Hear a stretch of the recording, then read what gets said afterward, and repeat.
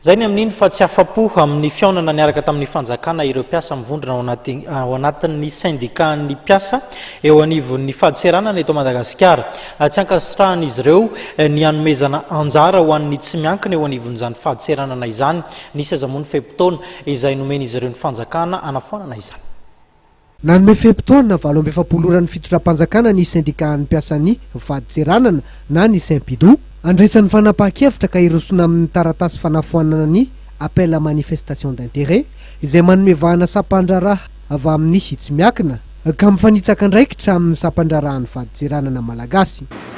Olona sermonté mafaka mikirakira document an'olona noho ny resaka secret professionnel, ary tsara ho fantatritsika ihany koa fa ny données statistiques nationales atsika zany hoe anatina karazana anatin'izany ny information économique nationale rehetrarehetra zay mahasaripady an'io resaka contrôle postérieur satria mba tsy olona vany ivelany izay tsy andrarahany momba atsika eto Madagasikara fa mety zavatra hafa no eritreretinao atao ny kirakirany zany zavatra izany, ary zay mahasariparo anay fiandrianan'ny firenena tsy tokony omena ny privé.